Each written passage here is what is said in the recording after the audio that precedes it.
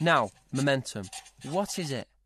The momentum of an object is its mass times its velocity. The more mass you have and the more velocity you have, the more momentum you have. Now, if you lose that momentum quickly, you will feel a large force.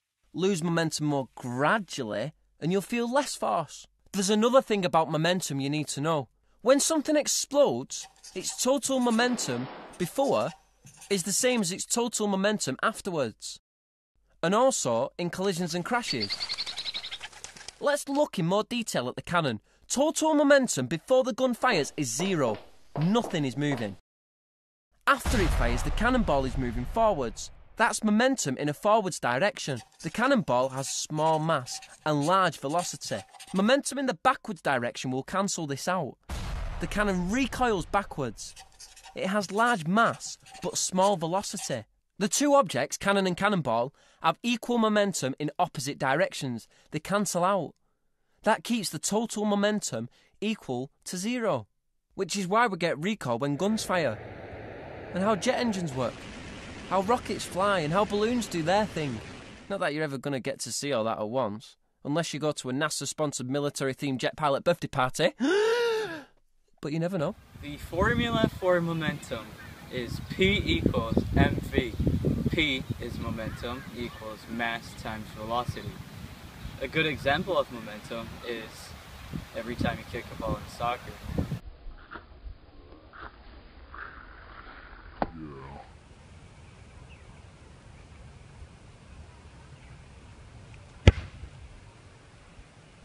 Alright, pretend the ball is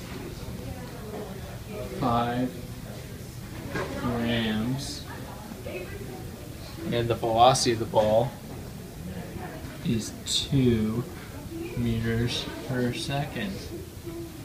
Using the formula, P equals m times v, you plug in the units. 5 grams times 2 meters per second equals 10, the unit 10, the momentum, which is meters times. So the momentum of the ball is 10 meters per second. Times gram.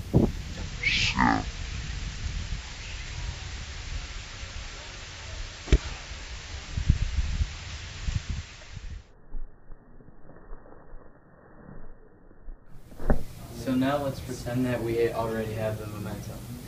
And let's say it's 15 Newton seconds. So we can draw this here. The mass of the ball, let's say it's 5 grams. If we kick it, and we're trying to find the velocity, and we already know the momentum, then all we have to do is plug it in the equation. So the mass is 5 grams. Don't forget your units. Times velocity, and then now all you have to do is simple algebra. You divide by 5 on both sides, and it equals 3. And since you're looking for the velocity, it's meters per second. That's your V.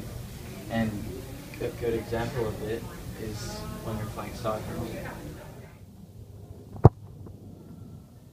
For our final example, we'll be using the same formula, P equals mv, and we have the momentum, which is 20 Newton seconds, and we have the velocity, which is 10 meters per second, and we're trying to find the mass. So you plug in 20 S and you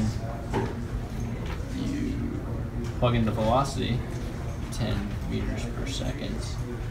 And now you just do regular algebra. Divide by 10. Divide by 10. So the mass equals